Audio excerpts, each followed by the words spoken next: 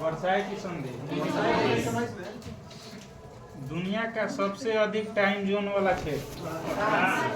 हाँ। महाराष्ट्र की पहली महिला चुनाव आयुक्त नीला सत्यनारायण 1978 में भारत के प्रधानमंत्री इंदिरा गांधी और राजीव 1978 सिंधु नदी की सबसे बड़ी सहायक नदी सुभाष चंद्र बोस द्वारा आजाद हिंद सरकार की स्थापना कब की गई? 21 अक्टूबर 1943। ज्वाला गट्टा एक भारतीय पेशेवर मतलब किस खेल से संबंधित है? बैडमिंटन। भारत में सक्रिय ज्वालामुखी कहाँ पाए जाते हैं?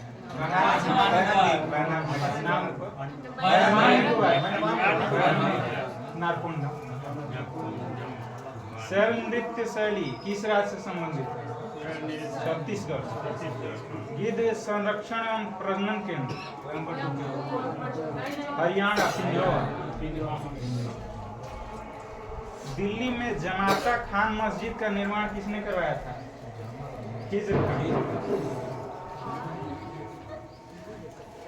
उड़ीसा में गजपति साम्राज्य की स्थापना कब हुई? कितने और पूछ रहे हैं? जो कर दिया गया था वही पूछ रहे हैं। उड़ीसा में गजपति साम्राज्य की स्थापना 1435 ईस्वी में हुई थी। भारतीय कम्युनिस्ट पार्टी का गठन कब किया गया था? 25 में। अरुणाचल प्रदेश की सबसे ऊंची चोटी कांगटो। भारत में अखिल भारतीय टेनिस संघ की स्थापना कब? आदि कैलाश पर्वत किस राज्य में? Nagzira tiger reserve Maharashtra. महाधीराज की उपाधि धारण करने वाला प्रथम गुप्त सम्राट लक्ष्मी नारायण शास्त्री किस मतलब शास्त्रीय नृत्य से कुचिपुड़ी। प्रधानमंत्री जीवन ज्योति योजना किस वर्ष शुरू की? 2015। कहाँ से?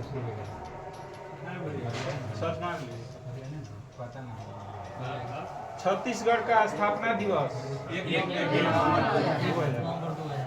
श्रीलंका की पहली आधिकारिक भाषा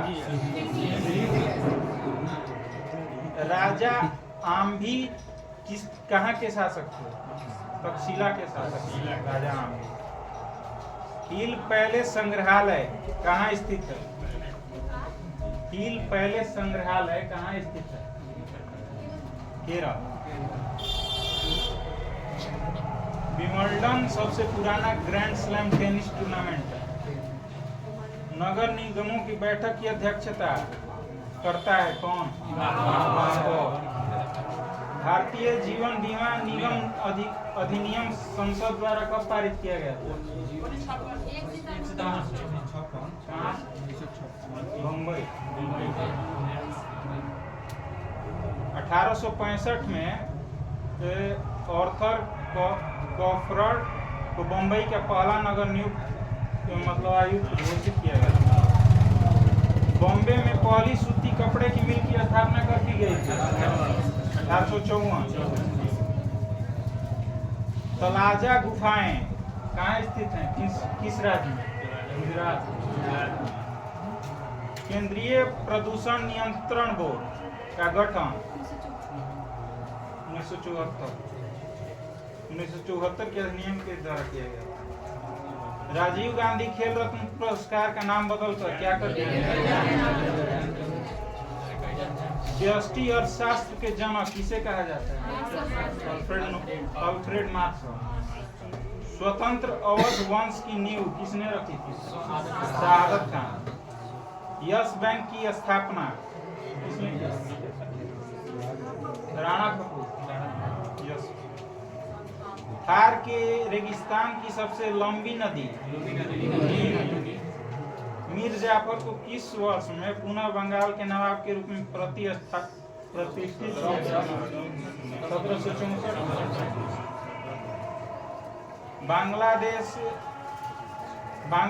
1971 तक पाकिस्तान का हिस्सा बन गया था। हिंदू विधवा पुनर्विवाह अधिनियम कब लागू किया गया? 1856। हिंद महासागर का सबसे बड़ा महासागर, हिंद महासागर की कौन से नंबर का सबसे बड़ा महासागर? ओमान की खाड़ी और लाल सागर किसके हिस्सा है? आजी लामू लोक नृत्य किस राज्य से संबंधित है? अरुणाचल प्रदेश। कुलिक पक्षी अभयारण्य किस राज्य में स्थित है? पश्चिम बंगाल। बंगाल टाइगर को किस वर्ष मतलब भारत का राष्ट्रीय पशु स्वीकार किया गया? 1972। भारत में कितने राज्यों में द्विसदनीय विधानमंडल है? 6 राज्यों में। अलाई दरवाजा स्मारक किस राजवंश ने बनाया? मुरलेन राष्ट्रीय उद्यान किस राज्य में स्थित है? मिजोरम। डुडोंग केंद्र शासित प्रदेश किस मतलब केंद्र शासित प्रदेश का राष्ट्रीय पशु है? डुडोंग, अंडमान निकोबार। फुल्लम लोक नृत्य किस राज्य से संबंधित है? मिजोरम। एशियन गेम्स में भारत ने पहली बार फुटबॉल में स्वर्ण पदक कब जीता था? 1951। राष्ट्रीय नमक सत्याग्रह संग्रहालय कहाँ पर स्थित है? गुजरात। कलकत्ता में भारतीय संग्रहालय की स्थापना कब की गई थी? 1814। 712 ईस्वी में भारत पर हुए आक्रमण का नेतृत्व किसने किया था? मोहम्मद बिन कासिम। श्रीलंका का राष्ट्रीय खेल? त्वांग मठ कहाँ पर स्थित है? कुलिक पक्षी अभयारण्य कहाँ पर? हम्बन टोटा बंदरगाह कहाँ पर? श्रीलंका। धौलागिरी शिखर कहाँ पर स्थित है? नेपाल। कौनों का देश किस देश को कहा जाता है? डेनमार्क। कृषि पर विश्व व्यापार संगठन का समझौता कब लागू हुआ था? 1995। भारतीय महाद्वीप मूलतः किस मतलब लैंड का मतलब हिस्सा है? गोंडवाना लैंड। भारत लोक सेवा में भर्ती होने वाले प्रथम भारतीय सत्येंद्र नाथ टैगोर।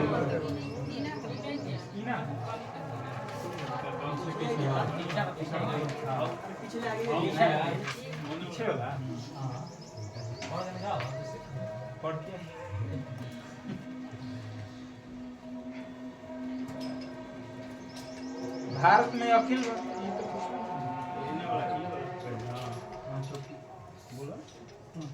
नौजवान सभा की स्थापना कब की गई?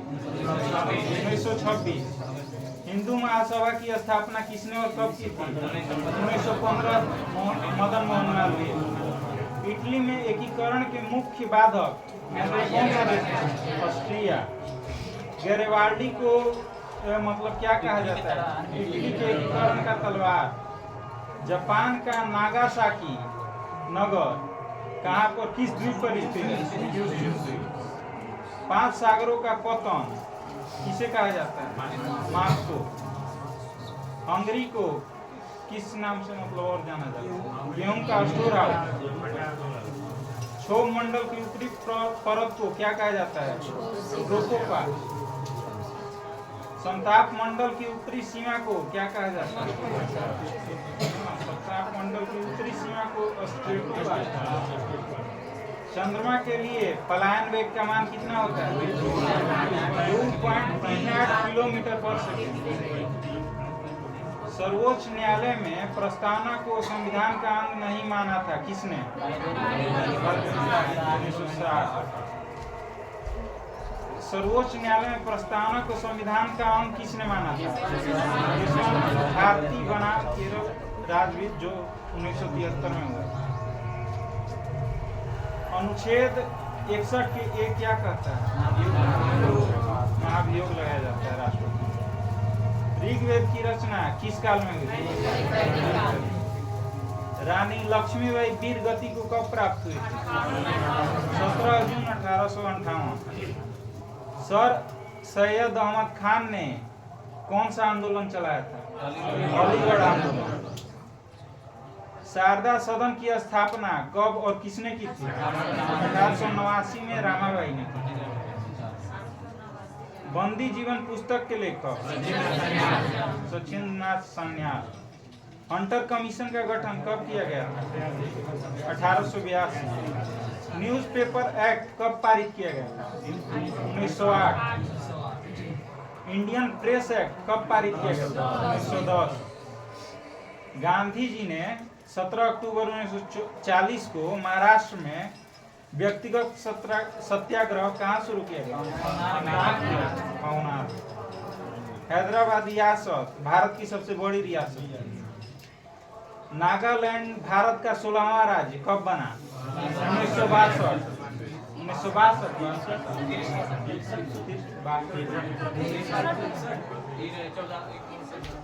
पंचशील समझौता किसके किसके मध्य हुआ था? कब? 1954। उल्का ब्रह्मांड में तीव्र गति से घूमने वाला ब्रह्मांडीय कण है। हवाई द्वीप समूह की खोज किसने और कब की थी? कैप्टन कुक ने 1778। गुप्त काल में ग्रामों के समूह को क्या कहा जाता था? पेट।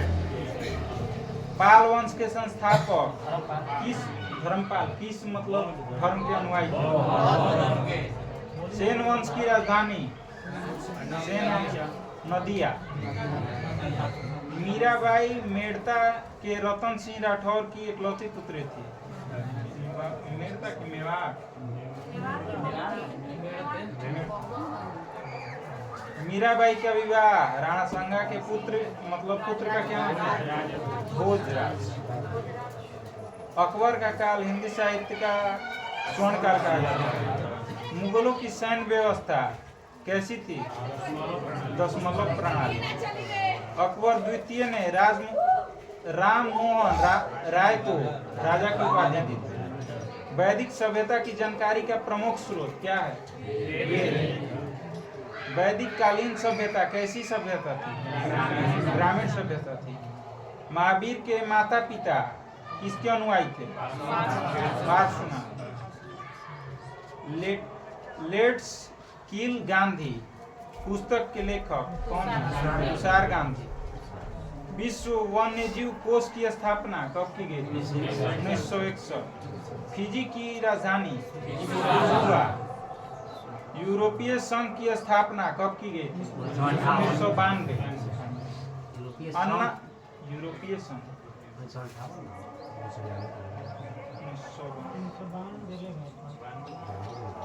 अन्नामलाई वन्यजीव अभ्यारण्य कहाँ? तमिलनाडु।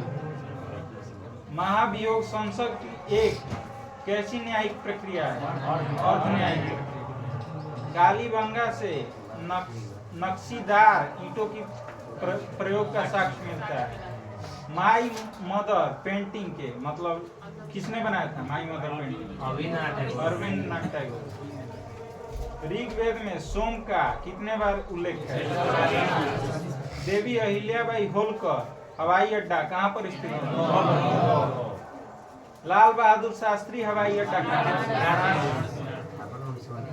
अंतरराष्ट्रीय 1958 भइरहे रुपियाँ लेकिन इनर 6 एंड 6 देश के थुक बनाए रुपियाँ मतलब नाम किरा नहीं भइला गोसेल के जो अंतर्राष्ट्रीय ओलंपिक समिति की पहली महिला अध्यक्ष नीता अंबानी। मध्य प्रदेश के महू के निकट चंबल नदी के मध्य प्रदेश के महू के निकट से बम्बन द्वीप कहाँ पर स्थित है? मन्नार की खाड़ी में। तीव्र आर्द्र हवाओं को बंगाल में क्या कहा जाता है? काल वैशाखी। और पूर्वी भारत में हार्वेस्टर कहा जाता है। आग्नेय चट्टान को प्राथमिक शैल भी कहा जाता है। भूटान की मुद्रा यूरोपीय महाद्वीप में कितने देश हैं? मोंट ब्लॉक मतलब किस पर्वत की सबसे ऊंची चोटी है? आल्प्स पर्वत। मोंट ब्लॉक बा कहाँ? फ्रांस। मोंट ब्लॉक फ्रांस एवं इटली की सीमा पर स्थित है। चाड झील कौन मरुस्थल में स्थित है? सहारा मरुस्थल। ऑस्ट्रेलिया की सबसे बड़ी झील आयर झील। लिली का देश कनाडा। राज्य सूची के विषयों पर कानून बनाने का अधिकार संविधान के भाग 15 के तहत निर्वाचन से संबंधित प्रावधान किए जाते हैं। 324 से 329। निर्वाचन आयोग एक कैसी संस्था है? मंदिर निर्माण की कला का प्रारंभ किसका? गुप्त का। गुप्त में मतलब इसका गुप्त काल में व्यापारिक केंद्र कहाँ था? उज्जैन। नेहरू ट्रॉफी किस हॉकी? उदय भूमि की समाधि किसे? नारायण। नारायण घाट गुलजारी बालमंदा। लाल बहादुर शास्त्री को किस वर्ष मरणोपरांत भारत 1966। वन इंडिया गर्ल पुस्तक के लेखक चेतन भगत। बांग्लादेश के प्रथम राष्ट्रपति शेख मुजीबुर रहमान। कालीन पुरस्कार की शुरुआत कब की गई? 1952 में। राजीव गांधी पर्यावरण पुरस्कार मतलब किसके हेतु दिया जाता है? वन्य जीव संरक्षण। म्यांमार की एक जातीय समुदाय है रोहिंग्या। अमृत देवी बिश्नोई राष्ट्रीय पुरस्कार किसके लिए दिया जाता है? वन्य जीव संरक्षण के लिए।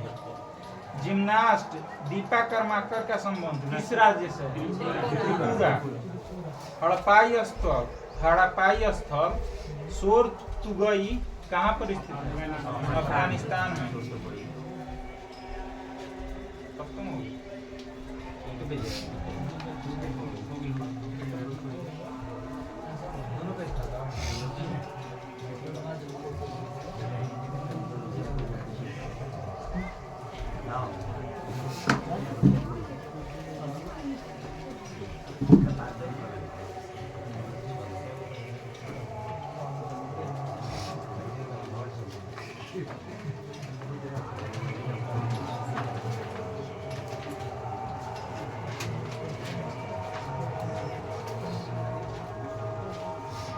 बताइए जाओ।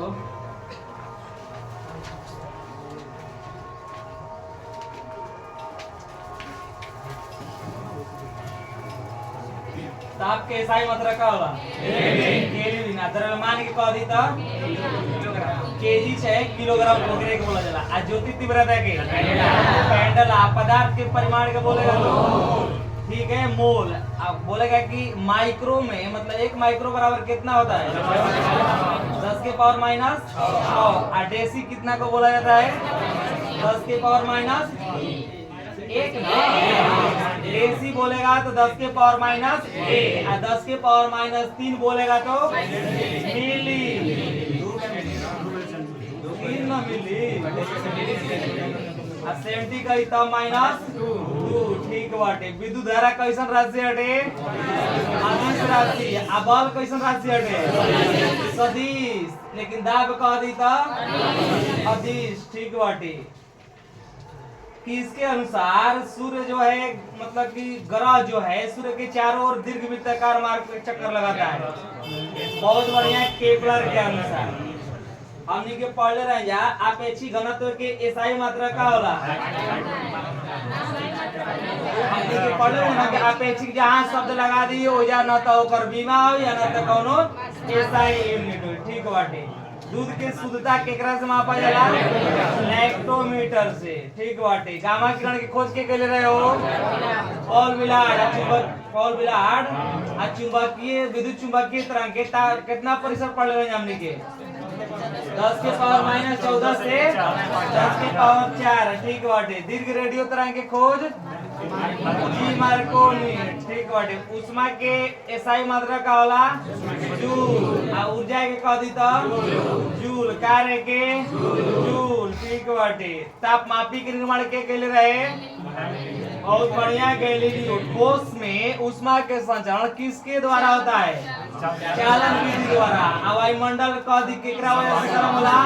संवहन विधि द्वारा। पृथ्वी केकरा वजह से गर्म होला? विकिरण द्वारा। बहुत बढ़िया। पारा कितना डिग्री सेल्सियस पे जमेला? -39 डिग्री सेल्सियस। अल्कोहल बोल दी था -115। अब पूर्ण विकिरण तापमापी जौन रहे ई कितना से ऊपर तापमान के मापत रहे? बहुत बढ़िया 800 डिग्री सेल्सियस से ऊपर। हाइड्रोजन गैस तापमापी में कितना से कितना ताप परिसर है ओकर? -200 से 500। और नाइट्रोजन जब लगा दी तो -200 से 1500 ठीक बाटे। आ -200 से 1200 के कर रहे प्लेटिनम प्रतिरोध के। बहुत बढ़िया। हमनी के प्रकाश के मतलब तरंगदैर्घ्य पढ़ रहे हैं कितना? 3900 इलेक्ट्रॉन से 7800 एंगस्ट्रॉम। कह दी कि तरंग सिद्धांत के दे रहे हैं बहुत बढ़िया। क्रिस्टन हाइगेन निर्वात में प्रकाश के चाल 10 के पावर 8 मीटर प्रति सेकंड। निर्वात में ध्वनि के चाल कह दी तो 0। निर्वात में ध्वनि के चाल ना होला। हवा में ध्वनि के चाल कह दी 332 मीटर प्रति सेकंड। बहुत बढ़िया। टर्पीन में प्रकाश के चाल 2.04 10 के पावर 8। उन्हें बोल दी कि कांच में हो 2.10 के पावर 8। कांच में ध्वनि के चाल कह दी 5640। बहुत बढ़िया। अल्कोहल में कह दी कि ध्वनि के चाल 12-13। हाइड्रोजन में 12-69। जलवाष्प में जलवाष्प 405। कार्बन डाइऑक्साइड में कह दी 260। लोहा में 51-30। बहुत बढ़िया। स्टील में बहुत बढ़िया 59-60। रॉक साल्ट में प्रकाश के चल कितना वर्ड है? 1.96 10 के पावर 8। एगो में और रहे कौन में? बहुत बढ़िया। नाइलॉन में भी 1.96 10 के पावर 8 ही रहे ठीक बाटे। सूर्य जब हटे कैसन वस्तु हटे? प्रदीप्त वस्तु है कि अप्रदीप्त हटे? बहुत बढ़िया। माने प्रदीप्त हटे। विद्युत चुंबकीय तरंग कैसी तरंग होती है? अनुप्रस्थ की अनुदैर्घ्य? अनुप्रस्थ। जितना विद्युत चुंबकीय तरंग बाटे कैसन तरंग हटे? अनुप्रस्थ। प्रकाश से वो कैसन तरंग हटे? अनुप्रस्थ तरंग। लेकिन ध्वनि कह दी तो ठीक बाटे। प्रकाश विद्युत प्रभाव के सिद्धांत के देले रहे अल्बर्ट आइंस्टीन। प्रकाश विद्युत प्रभाव के सिद्धांत के देले रहे अल्बर्ट आइंस्टीन। कब दिल रहा? 1905 में। एकरे खातिर इनकरा के नोबेल पुरस्कार कब मिल रहा? 1921 में। बहुत बढ़िया। आज हमनी के पढ़े रहे अपारदर्शी वस्तु यानी कि प्रकाश के विवर्तन पढ़े रहे। हमनी के ध्वनि के विवर्तन पढ़ रहे हैं। ध्वनि के विवर्तन क्या बोलत रहे? ध्वनि के विवर्तन ई कहत रहे कि हमनी के मतलब कि जौना स्रोत से ध्वनि मतलब कि आवत है उ स्रोता दिखाई ना दी आ ओकरा बावजूद भी अगर हमनी के ध्वनि सुनाई दे दी तो ओकरे के बोलल जी का ध्वनि के विवर्तन। कहे के मतलब कि एगो बंद कमरा बाटे ओकरा में कोई बातचीत करता है आ उ जौन बाटे बातचीत अगर बाहर वाला सुन लेता है ओकरा के का बोलल जी?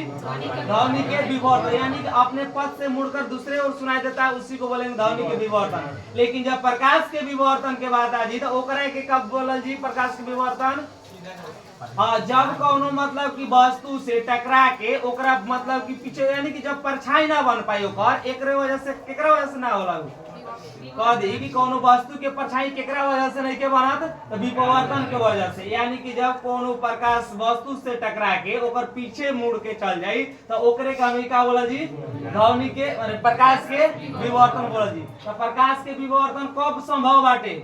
जब मतलब कि कोनो वस्तु बहुत छोटा यानी कि नगण्य के बराबर हो तब जाके वो वस्तु से प्रकाश के विवर्तन हो।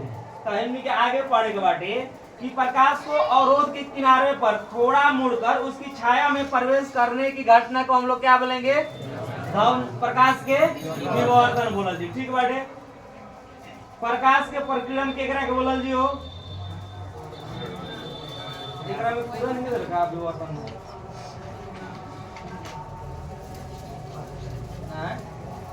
पुराना कौन किताब है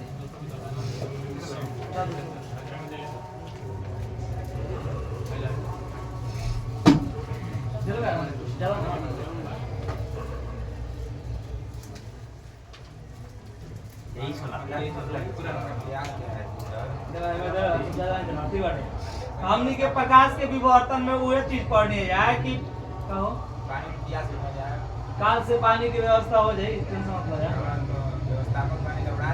नहीं काल से पानी की व्यवस्था हो जाए कह दी कि प्रकाश के विवर्तन जब प्रकाश को बहुत छोटे अवरोध के किनारे पर मतलब कि थोड़ा मुड़कर उसकी छाया में प्रवेश कर दी तो वही घटना का हमने क्या बोला जी प्रकाश के विवर्तन बोला जी आई घटना के खोज के कैले रहे हो तो याद रखे कि फ्रॉनहोफर खोज के रहा प्रकाश के विवर्तन के खोज के लिए रहे तो फ्रॉनहोफर आ कह दी कि प्रकाश के विवर्तन जो बाटे केकरा पे निर्भर करला तो अवरोध के आकार पर वो वस्तु के जो अवरोध वाला वस्तु बाटे उ कितना बड़ा बाटे ओकरा पे डिपेंड करी तो प्रकाश के विवर्तन होके खातिर अवरोधक वस्तु कितना मीटर के होके के चाहिए 10 के पावर -7 अगर सब पढ़ के निकल जाओगा इसको होमवर्क डालने में लगा पढ़ के ज्यादा दिमाग नहीं लगाएगी खाली एकरा के एक बार मतलब एक सुर में रीडिंग लगा ले बाद तनको नहीं के सोच कि क्या कहत आटे खाली एक बार रीडिंग लगा के चूचा आ जाएगा ना समझ में तो बोले कोई भी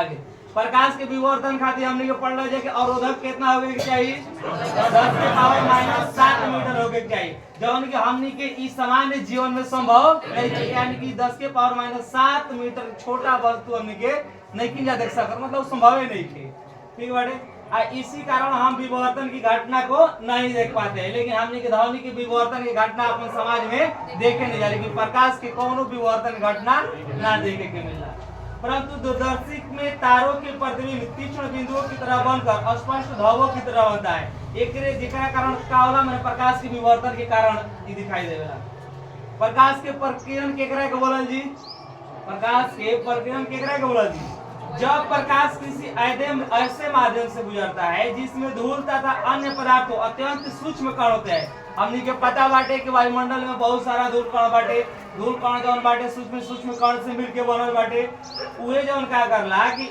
इनके द्वारा प्रकाश सभी दिशाओं में प्रसारित हो जाता है वायुमंडल में धूल कण बाटे ना तो उ का करला कि जब सूर्य के प्रकाश आवेला तो उ जौन धूल कण बाटे ओकरा प्रकाश के का कर दी चारों ओर बिखेर दी प्रसारित कर दी तो ओकरे वजह से केकरा वजह से होला प्रकाश के प्रकीर्णन के वजह से होला लेकिन रायले के अनुसार एगो रायले वैज्ञानिक भौतिकविद वैज्ञानिक ई का कहले रहन कि प्रकाश के जिस रंग का तरंगदैर्घ्य अधिक होई ओकर प्रकीर्णन का होई कम होई याद रखे कोई जौना रंग के प्रकाश के तरंगदैर्घ्य अधिक होई ओकर प्रकीर्णन का होई तो हमनी के सबसे अधिक तरंगदैर्घ्य कौन रंग के पड़ेला लाल के तो लाल के तरंग प्रकीर्णन का होला सबसे कम होला सबसे अधिक कम तरंगदैर्घ्य बोल दी था बैगनी के आ सबसे अधिक प्रकीर्णन बोल दी था बैगनी के जेकर कम तरंगदैर्घ्य रही ओकर ज्यादा प्रकीर्णन एकरे वजह से हमनी के आसमान कैसन दिखाई देवेला नीला चाहे बैगनी ओकरे के बोलल जाय सही में नीला ठीक बाटे आगे सूर्योदय के समय चाहे सूर्यास्त के समय हमने के देखे जाए कि मतलब कि सूर्य के अगल बगल लाल दिखाई देला केकरा वजह से हो तो प्रकीर्णन के वजह से दिखाई देला ठीक बाटे आ चंद्रमा पर अंतरिक्ष में देखला के वजह से कैसन दिखाई देला काला दिखाई देला आ टिंडल प्रभाव जितना ही सब बाटे कौना पर निर्धारित बाटे ही प्रकाश के प्रकीर्णन पे बाटे ठीक बाटे प्रकाश के प्रकीर्णन खातिर मतलब कि सबसे पहले एक आविष्कार के रहे सर सीवी रामन प्रकाश के प्रकीर्णन पे ही मतलब कि एगो शोध कैले रहन के कैले रहे सर सीवी रामन कैले रहन आई करे के एकरे वजह से कब कैले रहन हो सबसे पहले रामन प्रभाव बहुत बढ़िया 28 फरवरी 1928 में ई जवान कहदी कि रमन प्रभाव रमन मतलब कि कब खोज के रहन 28 फरवरी 1928 में एकरे खातिर उनकरा के नोबेल पुरस्कार कब मिला रहे बहुत बढ़िया 1930 में उनकरा के भारत रत्न कब मिला रहे हो 1954 में एकरे वजह से इनके जन्म दिवस पर 28 तारीख का मनावा जाला जन्म दिवस पर नाम ने खोज के 28 फरवरी की ना हो एकरे वजह से विज्ञान दिवस मनावल जाला। ठीक बात। रमन प्रभाव फोटोन कोणों के लचीले वितरण के बारे में बतेले। फोटोन कौन पढ़ रहे हैं कि जब बंडल मतलब कि प्रकाश के जब छोटे छोटे बंडल में रहे तो ओकरे काम लिखा बोला जी फोटोन कोण बोला जी। आगे बढ़े कि एकरे अनुसार प्रकाश की प्रकृति और स्वभाव में तब परिवर्तन होता है जब वह किसी पारदर्शी माध्यम से निकलता है। यह घटना तब घटती है जब माध्यम के अणु प्रकाश ऊर्जा के कणों को फैला देती है। मतलब प्रकिरण कब हुई? जब कौनो मतलब कि कण प्रकाश ऊर्जा के फैला दी तब ना प्रकिरण हुई। वही बोला था। ठीक बाटे। आगे कहा था कि विज्ञान के वही चीज बेटा हमने पढ़ने जाना कि रमन प्रभाव के नोबेल भारत रत्न कब मिल रहे हैं? 1954 मिल रहे हैं। एंकरा के नोबेल प्राइज कब मिल रहे हो? 1930 में मिल रहे हैं। ठीक बाटे। प्रकाश के परिवर्तन के करे के कहल जी। जब प्रकाश कोनो मतलब वस्तु से टकरा के पुनः वही मतलब कि दूसर मार्ग से ओकरे दिशा में चल जाई तो ओकरे का बोलल जाई? प्रकाश के परिवर्तन बोलल जी। यानी कि प्रकाश के चिकने पृष्ठ से टकरा कर वापस लौटने की जो घटना है उसी को हम लोग क्या बोलेंगे? प्रकाश के परिवर्तन बोला जी। प्रकाश के परिवर्तन के कौ नियम बाटे हो? 2 नियम बाटे जो दोनों हमनी के पढ़े के बाटे। पहला नियम का है प्रकाश के परिवर्तन के आपतित किरण, परावर्तित किरण और अविलंब जो है तीनों का किरण होना चाहिए एक ही तल में। यानी कि इधर से प्रकाश आपतित हो रहा है तो इधर ही परावर्तित होना चाहिए। इधर ही क्या होगा? अविलंब। यानी कि आपतित किरण, परावर्तित किरण और अविलंब तीनों किरण होना चाहिए एक ही तल में होना चाहिए। और दूसरा का नियम इनकर क्या कहला हो? परिवर्तन के आपतन कोण बराबर परावर्तन कोण। यानी कि जितना डिग्री कोण से कोई किरण आपतित हुई उतने डिग्री कोण से क्या होई? परावर्तित होई। कहां से मतलब कोण बनावेला? अविलंब से ना। हां ठीक बाटे। प्रकाशीय गेज जौन बाटे ई कौना सिद्धांत पे काम करेला? तो परावर्तन के सिद्धांत पर। याद रखे कोई पूछेला कि प्रकाशीय गेज कौना सिद्धांत पे काम करेला? परावर्तन के सिद्धांत पे काम करला। आ चांदी जो है प्रकाश के सबसे अच्छा का हटे? परावर्तन। एकरे वजह से हमनी के दर्पण पे देखने जा कि चांदी के का मतलब कि चांदी के लेप लगाव रहेला। चांद एकरा के का बोलल नहीं जा जो लेप लगाव रहेला? Silver nitrate. सिल्वर नाइट्रेट के सूत्र बोल दी तो बहुत बढ़िया AgNO3। ठीक बाटे। आगे पढ़े हमनी के समतल दर्पण से परावर्तन। तो समतल दर्पण से परावर्तन में क्या होला है कि समतल दर्पण में किसी वस्तु के प्रतिबिंब दर्पण से उतने पीछे बनी जितना वस्तु का रही पीछे रही। माने जितना दूरी पर कोनो वस्तु रही उतने दूरी पर समतल दर्पण के क्या बनी? प्रतिबिंब बनी। ठीक बाटे। वही कहते हैं। आ समतल दर्पण में कैसन प्रतिबिंब बनना हमेशा हो? काल्पनिक बनी। आ जौन प्रतिबिंब काल्पनिक बनी उ प्रतिबिंब के का बोला जी? सीधा बाटे। एकरा में पार्श्व मतलब कि प्रतिबिंब सीधा रही। कहे के मतलब बाटे कि ऐसे माला कैसे झाप खोल के दिखाओ दें जा तो मतलब ऐनक में अगर दिखाई दी दर्पण में समतल दर्पण में तो एक ऐसा ही मतलब रही। लेकिन ई वाला कैसे दिखाई दी? ऐसे माने उल्टा। हाई वाला कानो हेने दिखाई देला, हाई वाला कानो हेने दिखाई देला। पार्श्व उल्टा ओकरे के बोला जाला। लेकिन बनी कैसे? सीधा ही बनी। तो याद रखे कोई कि समतल दर्पण में हमेशा प्रतिबिंब कैसन बनेला? आभासी बनी। ओकरे के हमें काल्पनिक बोले नहीं जा। आभासी बनी तो कैसन बनी? सीधा बनी। लेकिन पार्श्व रूप से का बनी? उल्टा बनी। ठीक बात।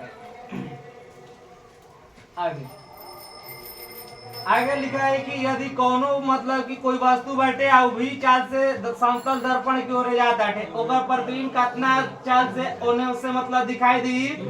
2 भी चाल से। याद रहे कोई पूछेला कि कोनो एगो व्यक्ति बाटे उधर समतल दर्पण की ओर भी चाल से जाता है तो ओकर प्रतिबिंब कितना चाल से लौटत दिखाई दी? 2 भी चाल से दिखाई दी।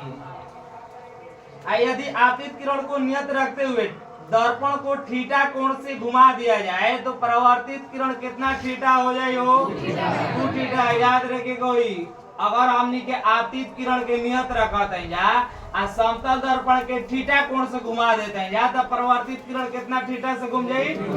2 थीटा कोण से। समतल दर्पण में कोई भी वस्तु के पूर्ण प्रतिबिंब देखे खातिर ओकर दर्पण के लंबाई कितना होके के चाहिए? वस्तु के कम से कम आधा, यानी कि अगर 3 फीट के वस्तु देखे के बाटे तो हमनी के कम से कम कितना मन पूरा पर देखे के बाद 3 फीट के तो कम से कम कितना फीट के दर्पण होके के चाहिए? तो 1.5 फीट यानी कि आधा होके के चाहिए। ठीक बाटे। अब हमनी के पढ़े के बाद कि जब दू गो समतल दर्पण थीटा कोण बनाई एक दूसरा मतलब थीटा कोण से रही तो कितना माने कितना प्रतिबिंब बनी। ठीक बाटे। अनंत कब बनी, कब 0 बनी, कब 5 को बनी, सब पढ़ा जी ओकरे। बेकार होता है इसके पूरी खा लेनी है ना। वीडियो लगा सबके की इनवाइट रहे जितना हमनी के प्रगति क्यूज सेंटर के मतलब कि 12 सदस्य सबके इनवाइट रहे जे ओकरे में समय मिलल वो पहुंचल हटे।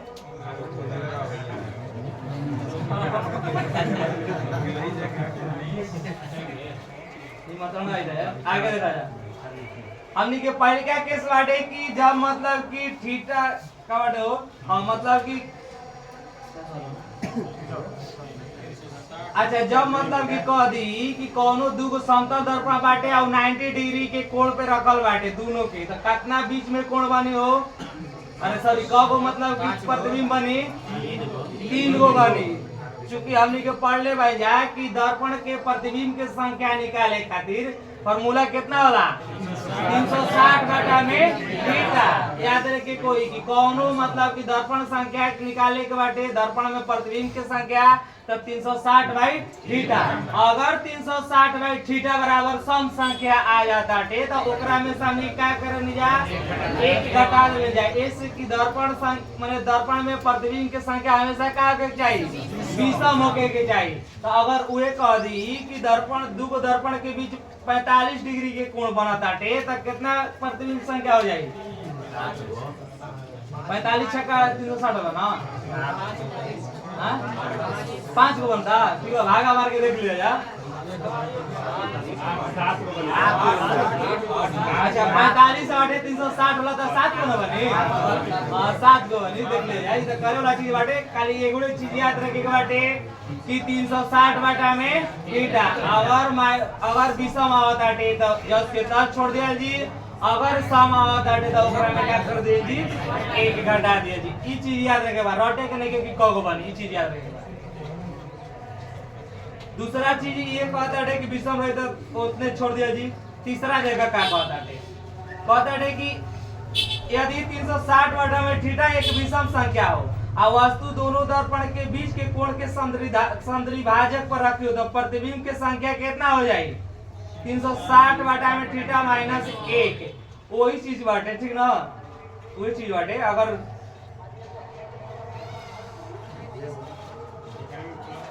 ना देखा क्या कहता है जैसे कहता है कि देखा क्या कहता है कि मान लो कि 40 डिग्री कोण पे रखल बाटे जैसे दूगो मतलब कि समतल दर्पण बाटे आ 40 डिग्री कोण पे रखल बाटे आ एकरा में वस्तु कहां रखे के बाटे हो? तीसरा पॉइंट में एकरा वस्तु कहां रखे के बा? एकरा समद्विभाजक पर यानी कि एकरा बीच में एकरा समद्विभाजक कहां आ जाए? कितना डिग्री पर? 20 डिग्री पर। 40 डिग्री पे कोनो वस्तु मान 40 डिग्री पर दूगो दर्पण रखल बाटे तो एकरा समद्विभाजक कितना डिग्री बाटे? 20 डिग्री पर। तो वस्तु अगर 20 डिग्री पर रखाई तो एकर प्रतिबिंब कितना बनी? कगो बनी? यानी कि 8 गो। यानी कि 360 बटा में थीटा अगर मतलब कि माइनस 1 यानी कि 9 बार में कर दी 4 9 36 माइनस 1 कर देबो 8 कब? जब ओकरा समद्विभाजक पे रखाई तब। याद रखिए। हां 40 ले जितना डिग्री पर दर्पण रखल जी ओकरा से भाग दे जी। भले वस्तु ओकरा समद्विभाजक पे बाटे लेकिन जितना डिग्री पर मतलब कि दर्पण रखल बाटे ओकरा से हमनी के भागा मारे के बा। कह दी कि 40 डिग्री पर मतलब कि दूगो समतल दर्पण रखल बाटे तो ओकरा समद्विभाजक पर माने 20 डिग्री पर मतलब कि रखल बाटे वस्तु तो कगो प्रतिबिंब संख्या बनी? तो 360 बटा में 40 9 चौके 36 आ माइनस 1 कब हो जी? 8 गो। हां अरे हम तो समद्विभाजक के केस में पढ़ने जाइए वाला चीज जब डायरेक्ट कह दी कि मतलब कि कहीं रखल बाटे मतलब कि कोनो केस ना लगाए कि समद्विभाजक पे रखल बा कि कहां रखल बा। अगर कहीं रखे के बाद कह दी तो का हो जी? 9 गो हो जाए। एसपी हमनी के पढ़ने जाए कि विषम रहे तो विषम में आ सम रहे तो ओकरा में का कर दी जा? घटा दी जा। अगर केस लगा दी कि संद्रिभाजक पे रखल बाटे तो ओकरा में का कर दें जाए एक घटा देते जाए ये केस बाटे। चौथा केस का बाटे कि अगर मान लो कि 360 में माने थीटा से भाग देनी जा आ गइल भिन्न में तो भिन्न में आंसर एकर ना हमेशा का में आंसर होई पूर्णांक में आंसर होई ओकर नजदीकी जैसे 3 बाटा में 2 तो कितना होला 1.5 या तो एक ऑप्शन दी या तो 2 दी यानी कि पूर्णांक में मतलब तुम्हें आंसर ना दी दशमलव में। अच्छा अब ये 360 वाला संविभाजक वाला हाँ। और 30 डिग्री पर रखाई हाँ। तब तो मान लो 360 में तीसरे भाग हमारा जी तो कितना हुई 12 हुई तो 12 माइनस 1 ऐसे की 15 डिग्री पे रखा था तो 12 माइनस 1 बराबर 11। सम विषम एक में देखाई कि नहीं के जब संद्रिभाजक पर वस्तु रखाई तो सम विषम नहीं के देखे के आ जब कहीं मतलब की वस्तु रखल जी संद्रिभाजक पे ना रखे इन्हें उन्हें रखल जी तब हमनी के सम विषम देखे के बारे। ठीक बाटे अगला बोल दी कि पेरियोस्कोप कौना सिद्धांत पे काम करला हो तो परावर्तन पे ही सिद्धांत पे काम करला। पेरियोस्कोप में क गो समतल दर्पण होला तो 2 गो समतल दर्पण होला आ एकरा में जब 2 गो समतल दर्पण होला ये पूछेला कि पेरियोस्कोप में दोनों समतल जौन दर्पण बाटे कितना डिग्री पे रखल जाला 45 डिग्री पे याद रखे कोई।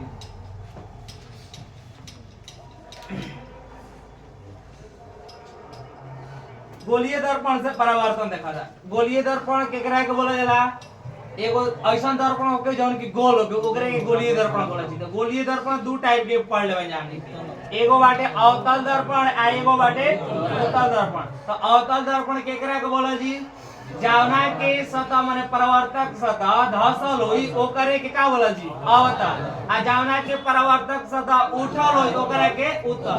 जौन उठल रही ओकरा के उठल आ जौन पचकर रही ओकरा के अवतल पचकर अवतल ठीक ना माने जौन धसल रही ओकरा के अवतल आ जौन उठल रही ओकरा के उत्तल याद रखे कोई।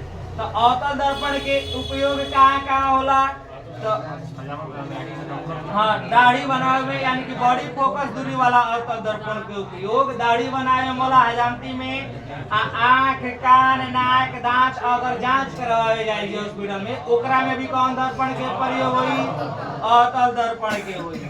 ठीक बाटे आ गाड़ी के हेडलाइट एवं सर्च लाइट में कौन दर्पण के प्रयोग होला अवतल दर्पण। हेडलाइट की कह दिया जब साइड मिरर के बाद कह दी अवतल दर्पण काहे से कि उत्तल दर्पण के नेचर है कि छोटा ही गो रही लेकिन बड़ा दृश्य दिखाई दी मतलब कि वस्तु बड़ा बड़ा ना दिखाई दी ओकर क्षेत्रफल ज्यादा घेर के दिखाई द्वितीय को कांच में पूरा बड़का क्षेत्रफल दिखा देला एकरे वजह से मतलब ऊ का काम करेला बटोरे के काम करिया ई का काम करी फैलावे के काम करेला। तो हमनी के एकरा के इंग्लिश में का बोलनी जाओ माने हिंदी में एकरा कौरी अवतल दर्पण कौरी का बोलनी जा अभिसारी दर्पण। अगर उत्तल ठीक है ना अवतल दर्पण के का बोलनी जा अभिसारी दर्पण आ उत्तल दर्पण के का बोला जी लेकिन उहे लेंस में अगर जाए जी तो एकर उल्टा हो जाई उत्तल लेंस के का बोला जी अभिसारी लेंस आ अवतल लेंस के का बोला जी अभिसारी लेंस। याद रखे कोई पूछ देला अवतल दर्पण ना दे के अभिसारी दर्पण दे दी याद रखे कोई। आ सोलर कुकर में भी एकर प्रयोग कइल जाला सोलर प्लेट में लेजर लाइट में परावर्तक दूरबीन में कौना दर्पण के प्रयोग कइला अवतल दर्पण। अब हमनी के जानल जी कि अवतल दर्पण में प्रतिबिंब माने वस्तु कहाँ रही तो प्रतिबिंब कहाँ बनी। ठीक बाटे तो एकरा में 3 गो पॉइंट होला 3-4 गो पॉइंट होला एगो ध्रुव होला एगो फोकस रहेला आ एगो वक्रता केंद्र रहेला। ठीक बाटे आगे देखिए तो अगर कहता है कि वस्तु अगर हमनी के अनंत पे रखत है जा तो ओकर प्रतिबिंब कहाँ बनी हो फोकस पे बनी। अगर वस्तु अनंत पे रही तो प्रतिबिंब कहाँ बनी फोकस पे बनी। आ कैसन बनी हो छोटा बनी बहुत छोटा ना बहुत छोटा पॉइंट के आकार के बनी। अगर वस्तु अनंत पे रही तो प्रतिबिंब कैसन कहाँ बनी फोकस पे बनी कैसन बनी बहुत छोटा बनी यानी कि बिंदु के आकार के बनी। आ प्रकृति एकर कैसन रही हो वास्तविक रही उल्टा रही। याद रखे कोई कि अवतल दर्पण में हमेशा कैसन दर्पण प्रतिबिंब बनला वास्तविक बनी उल्टा बनी आ वस्तु से छोटा भी बनी आ बड़ा भी बनी, लेकिन एगो एकर ऐसन केस बाटे कि एकरा में आभासी भी बनेला। तो कहीं कहीं दे देवेला कैसे क्वेश्चन दी कि निम्नलिखित में कौन ऐसा दर्पण बाटे कि जिनमें आभासी भी प्रतिबिंब बनता है और वास्तविक भी प्रतिबिंब बनता है। कौन दर्पण में? अवतल दर्पण में। याद रखिए कोई ऐसे दी क्वेश्चन एकदम छपी पेपर में ही। आगे, अगर वस्तु कोनो वक्रता केंद्र से वक्रता केंद्र और अनंत के बीच रही तो प्रतिबिंब कहाँ बनी हो? फोकस और ध्रुव के बीच। फोकस और वक्रता केंद्र के बीच, यानी कि जैसे जैसे हमनी कहने घटा जाएगी वैसे वैसे मतलब कि क्या वस्तु भी है ना प्रतिबिंब भी घटे, ठीक ना। याद रखे कोई कि अगर कोनो वस्तु बाटे वो वक्रता केंद्र और अनंत के बीच बाटे तो प्रतिबिंब कहाँ बनी?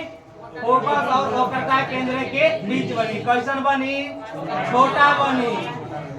कैसन बनी? वास्तविक बनी आ उल्टा बनी। अगर वे कदरस के वक्रता केंद्र पे बाटे तो कैसन बनी? वक्रता केंद्र पे ही बनी, बराबर बनी। कैसन बनी? उल्टा बनी। याद रखे कोई और वस्तु वे कह दी कि फोकस और वक्रता केंद्र के बीच रही तो कहाँ बनी हो? अनंत और वक्रता केंद्र के बीच, यानी कि जैसे जैसे हेने बढ़ी प्रतिबिंब कहाँ भागी होने भागी। तो अगर फोकस और वक्रता केंद्र के बीच रही तो कहाँ प्रतिबिंब बनी? अनंत और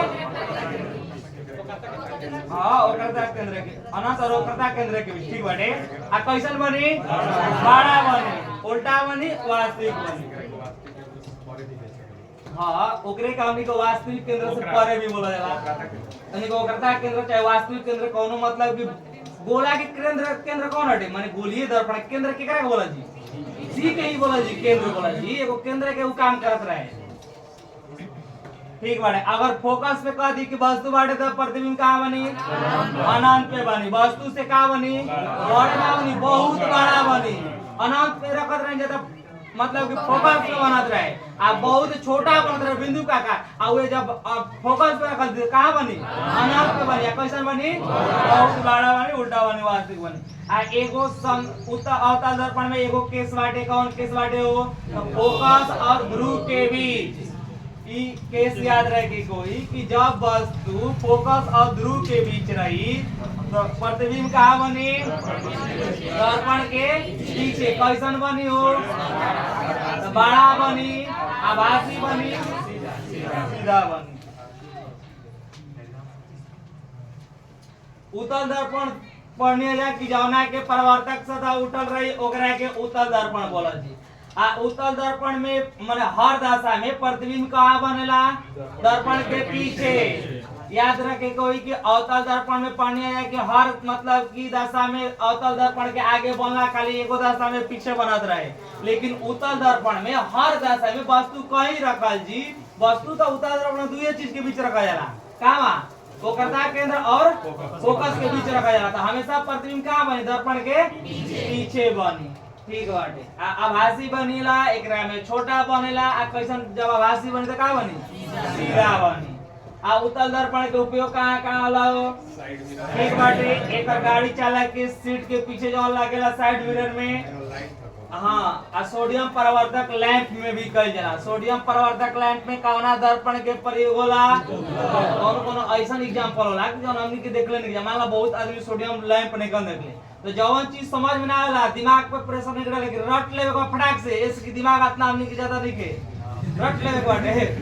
जौन चीज नहीं का तुरंत रट लेवे बाटे। आगे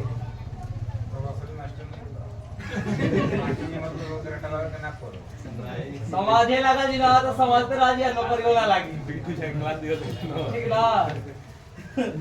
आगे प्रकाश के अपवर्तन, खाली कमेटी देख ले जाने के। प्रकाश के अपवर्तन के करे के कहल जी। तो प्रकाश के परिवर्तन होके खातिर कोनो अलग अलग माध्यम के जरूरत नहीं के, लेकिन कह दी कि जब प्रकाश के अपवर्तन होके के बाद तो हमनी के दूगो माध्यम होके के चाहिए। ऐसे कि एगुड़े माध्यम में कबो अपवर्तन ना होला। कम से कम कबो माध्यम होके के चाहिए? ये दूगो माध्यम होके, एगो सघन माध्यम होके के चाहिए, एगो विरल माध्यम। या तो सघन माध्यम से विरल माध्यम में प्रकाश जाई या तो विरल माध्यम से सघन माध्यम जाई, तबे प्रकाश के अपवर्तन संभव बा, नहीं तो संभव नहीं। तो देखिए जब प्रकाश के अपवर्तन की करेक्ट हो जाला जब प्रकाश की किरण एक पारदर्शी माध्यम से दूसरे पारदर्शी माध्यम में प्रवेश करती है आ दोनों माध्यम को अलग करने वाले तल पर अविलंबवत आपत्ति होने पर बिना मुड़े सीधे निकल जाती है, परंतु तिरछा आपतित होने पर वे अपनी मूल दिशा में विचलित हो जाती है। इसी घटना को प्रकाश के अपवर्तन कहे के मतलब बाटे दू गो माध्यम बाटे, एगो सघन माध्यम बाटे, एगो विरल माध्यम बाटे। अगर प्रकाश अविलंबवत के मतलब जैसे अविलंब रहेला ओकरे दिशा में जाता है तो प्रकाश की किरण का हो सीधा का हो जाए निकल जी। जब अविलंब के आकार में अविलंबवत के रूप में जाए सीधा ऐसे जाए तो प्रकाश कहीं ना मतलब कि कोनो माध्यम में जाओ उससे कहीं मतलब प्रकाश का मुड़ी ना। लेकिन जब तिरछा प्रकाश के एक माध्यम से दूसरा माध्यम में आई तो प्रकाश की किरण का हुई अपवर्तन हो जी, मतलब कि या तो अविलंबवत से दूर हो जी या तो अविलंबवत से नजदीक हो जी। आगे पढ़ा जी कब दूर हुई कब मतलब कि हटी कब सटी ये पढ़ेगा के। जब प्रकाश को कोई विरल माध्यम से सघन माध्यम में प्रवेश करती है तो प्रकाश दोनों माध्यमों को पृष्ठ पर खींचे गए अविलंब से कहा जी हो। मान लो कि सघन माध्यम से कोनो बाटे सघन माध्यम कोनो विरल माध्यम से बाटे कहे का मतलब कि 5 क्लास में पढ़त आटे या 10 क्लास के ओकरा के एग्जाम में बैठा तो का झुकिए न जिए उनका से बस के बाद वहां पेपर लिखल झुक जिए पढ़ाई से। तो याद रखे कोई कि विरल माध्यम से सघन माध्यम में कोनो प्रकाश की किरण होते का हुई अविलंब की ओर झुक जाए, यानी कि अगर विरल माध्यम से सघन माध्यम को जाए तो का हो जाए अविलंब की ओर झुक जाए। लेकिन जब उल्टा होकर कह दी कि 10 क्लास में पढ़त आटे या 5 क्लास में जा के ओकर परीक्षा दे तो पेपर के का करी फोड़ दी उड़े लागे ऐसे फफाए लागी मतलब आगे लगी पेपर फाड़ दी भाग जाई मतलब दूर भाग दी बहुत नंबर ला दी। तो याद रखे कोई कि जब कोनो प्रकाश के किरण सघन माध्यम से विरल माध्यम में जाई तो अविलंब से प्रकाश की किरण का हुई दूर भागी। अब रटे के ना केस के समझ ले कोई इसके हर जगह रटल बढ़िया चीज नहीं के नीचे करा आगे। अपवर्तन के फलस्वरूप कावना में परिवर्तन ना होला हो तो खाली एगो चीज बहुत एकदम महाविविया हटे याद रखी कोई कि जब कोनो प्रकाश किरण के अपवर्तन होला तो खाली एगो ऐसा चीज बाटे ओकर प्रकाश के माने एगो ऐसा चीज बाटे जवना में कोनो बदलाव ना होला उ का चीज हटे आवृत्ति। जब कोनो प्रकाश के अपवर्तन होई तो ओकर आवृत्ति में नो चेंजिंग, लेकिन तरंगदैर्घ्य बदल जी ओकर चाल बदल जी और ओकर का बदल जाई वेग बदल जाई, वेग में भी चेंजिंग हो जाई तरंगदैर्घ्य में भी चेंजिंग हो जाई और चाल में आयाम में मतलब ये मतलब कि तरंगदैर्घ्य में चेंज जी आयाम वेग और तरंगदैर्घ्य में, लेकिन कावना में परिवर्तन ना हुई आवृत्ति में एकदम फिक्स बा की पूछी 2 नंबर देख जाएगी यार इसमें तो 4 नंबर आगे चलो। अपवर्तन के नियम पढ़े बा जैसे हमनी के पढ़ाएंगे कि परिवर्तन के 2 गो नियम होला वैसे ही अपवर्तन के कगो नियम होला 2 गो नियम होला। तो पहल का नियम उहे सेम बाटे जौन हमनी के परिवर्तन के नियम पढ़ ले जा उहे पहल का नियम अपवर्तन के नियम, यानी कि कौची आपतित किरण और अपवर्तित जब परिवर्तित ना लगा जी इसकी अपवर्तन ना बाजी आपतित किरण और अपवर्तित किरण और अविलंब तीनों क्या होगा एक काल में होगी।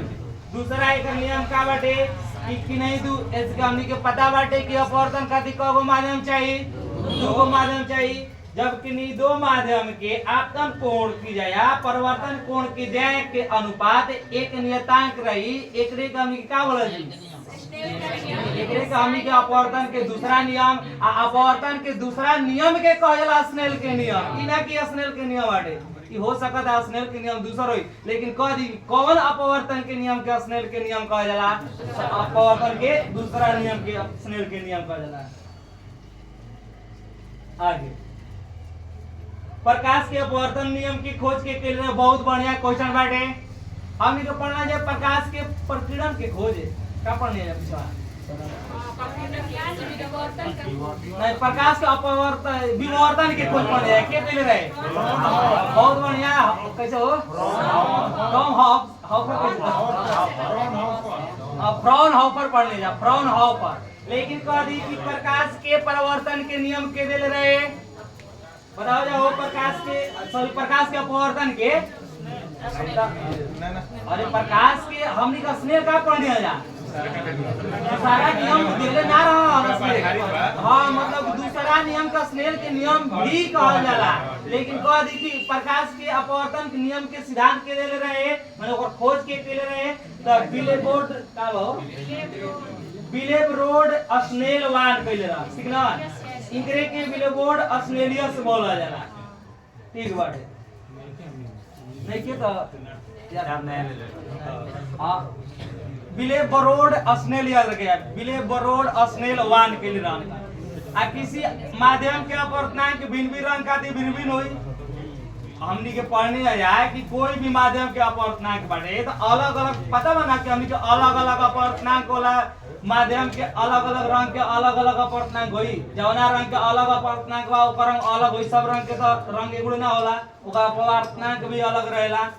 तो उहे कहता है कि तरंगदैर्घ्य बढ़ने के साथ अपवर्तनांक के मान में क्या हुई हो, क्या हुई कमी। याद रखे कोई कि जवना रंग के तरंगदैर्घ्य बढ़ी ओकर अपवर्तनांक क्या हुई कम हुई, उल्टा रिलेशन बा। अगर तरंगदैर्घ्य बढ़त आटे तो अपवर्तनांक क्या हुई ओकर कम हुई। तो एकरे वजह से लाल रंग के सबसे अपवर्तनांक क्या होला कम होला ना, आ बैगनी रंग के अपवर्तनांक क्या होला अधिक होला। याद रखे कोई आ ताप बढ़ने पे भी सामान्यतः अपवर्तनांक क्या होला घटेला। याद रखे बहुत बढ़िया कांसेप्ट बा। अगर हमनी के कोनो माध्यम के तापमान बढ़ाई जी तो ओकर अपवर्तनांक क्या हुई घटी, लेकिन ई परिवर्तन का बहुत कम होता है, मतलब ई मान नहीं का उतना में बहुत कम ऐसा परिवर्तन होला। किसी माध्यम के निरपेक्ष अपवर्तनांक केकरा के बोलल जी कहता है कि किसी माध्यम के निरपेक्ष अपवर्तनांक निर्वात में प्रकाश के चाल आ उस माध्यम में प्रकाश के चाल के अनुपात के का होला। हम बोले ना अपेक्षिक आई चाहे निरपेक्ष आई का तुलना है वो, यानी कि रेशियो में आ जाए। यानी कि निर्वात में प्रकाश के चाल आ माध्यम में प्रकाश के चाल के अनुपात के का बोलल जी के निरपेक्ष अपवर्तनांक बोलल जी। ओकरा के का से सूचित कइल जाला तो म्यू से सूचित कइल जाला। अपवर्तनांक अगर अधिक होई तो ओकर माध्यम कैसन रही सघन रही कि विरल रही सघन रही। अगर ओकर कोनो वस्तु बाटे ओकर अपवर्तनांक अधिक बाटे तो ओकर माध्यम के का बोलल जी कैसन बाटे सघन माध्यम बाटे। अपवर्तनांक कम रही तो माध्यम कैसन बोलल जी विरल माध्यम बोलल जी। आ निर्वात में अपवर्तनांक कितना रहेला कोनो वस्तु के नहीं निर्वात का अपवर्तनांक कहल बाटे। निर्वात का अपवर्तनांक कितना होला 0 पूछेला हमेशा निर्वात का अपवर्तनांक कितना होला 0। आ जल के अपवर्तनांक बहुत बार पूछले बाटे, याद रखिए कोई 1.33 जल के अपवर्तनांक कह दी त 1.33। कांच के अपवर्तनांक कितना होला 1.5। हीरा के अपवर्तनांक कह दी 2.48। सबसे अधिक अपवर्तनांक कहना के रहेला हीरा की कितना रहेला 2.48। हवा के अपवर्तनांक कह दी तो 1.320 नहीं 208। हवा के अपवर्तनांक कह दी 1.208। आ कह दी कि कांच के अपवर्तनांक कितना पड़ेगा 1.5। आ जल के अपवर्तनांक कितना हो 1.33। आ निर्वात के अपवर्तनांक 0। हीरा के अपवर्तनांक ठीक बाटे 2.48। अपवर्तनांक एगो कैसन राशि हटे मात्रकहीन राशि हटे आ विमाहीन राशि है। याद रखे कोई कि अपवर्तनांक कैसन राशि हटे हो मात्रकहीन हटे आ विमाहीन राशि हटे। जल के विशिष्ट ऊष्माधारिता पढ़ रहे जा कितना 4200 बहुत बढ़िया 4200। आ बर्फ के कह दी तो 2100। बर्फ के गलन के गुप्त ऊष्मा 80 कैलोरी। जल के वाष्पन के गुप्त ऊष्मा 540 कैलोरी बहुत बढ़िया। ऊष्मा के विस्तार कगो प्रकार पढ़ ले रहे जा 3 गो। ओकर अनुपात कितना होता है तीनों के 1:2:1। अरे 1:2:3 ठीक बाटे। पृष्ठ तनाव के फार्मूला का होला हो बल बटा में लंबाई घनत्व बराबर द्रव्यमान बटा में आयतन। अगर कोनो वस्तु के आयतन बढ़ावत है जा तो ओकर घनत्व का होई कम होई। घनत्व अगर आयतन बढ़ाई जी ज्यादा ओकरा के फैलाई जी ओकर फैलाए के मतलब का ओकर मोलकुलर दूर करत हैं जा तो मोलकुलर दूर होई तो विरल माध्यम ना हो जी तो विरल माध्यम तो का घनत्व कम करे के बोलल जी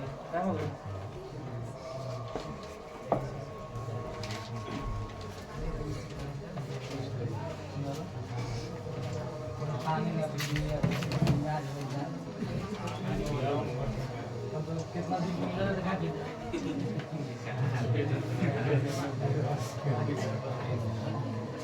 ये बोलो इलो जान बर्बादी के काट दिखाओ भैया हमारा मोबाइल का अच्छा लागल वाला लाइव है अंगे ना वाला सब करवाऊं तो गया नहीं आई मत अरे लोग कुमार सब के मैसेज पोस्टना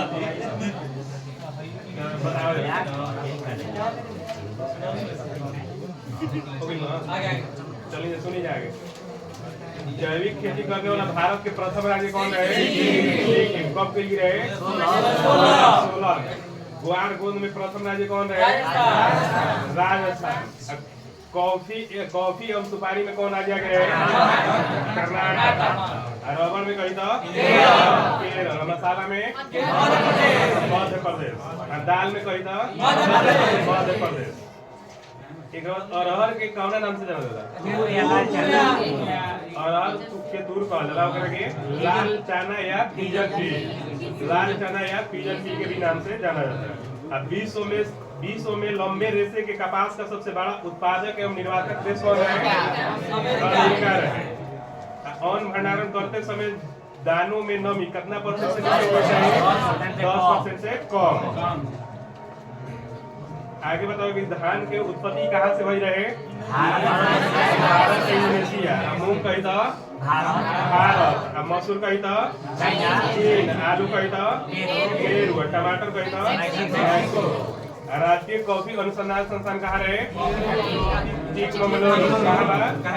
कर्नाटक। भारतीय दलहन अनुसंधान संस्थान कही तो दलहन कही तो तेलहन कही तो हैदराबाद। भारतीय गाना अनुसंधान केंद्र कही तो लखनऊ। भारतीय गाना अनुसंधान केंद्र कही तो लखनऊ। राष्ट्रीय गाना प्रजनन केंद्र कही तो दमन गंगा सिंचाई परियोजना कौन नदी पर बा? दमन गंगा। कहाँ बा ये? गुजरात के वलसाड जिला में। गिरना सिंचाई परियोजना कहीं कहाँ बा? महाराष्ट्र। कौन नदी पर?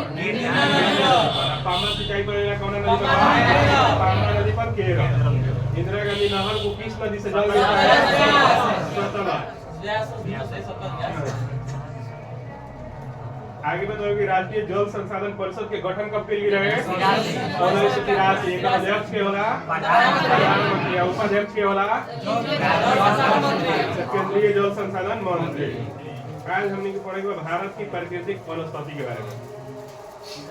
किसी क्षेत्र विशेष में प्राकृतिक रूप से उगने वाले पेड़ पौधे के समूह को वनस्पति कहते हैं। कोनो क्षेत्र विशेष में प्राकृतिक रूप से जौन पौधा उगेला ओकरे के हमने के का कहल जाला? समूह के वनस्पति कहल जाला। आ पौधा का वह समूह जो बिना किसी मानवीय सहायता के जंगली अवस्था में सामूहिक रूप से उगते हैं ओकरा के प्राकृतिक वनस्पति कहल जाला। मतलब कि जंगल में जौन बिना कोनो मानव के सहायता से ही उग जाला वो पौधा ओकरा के समूह के का कहल जाला?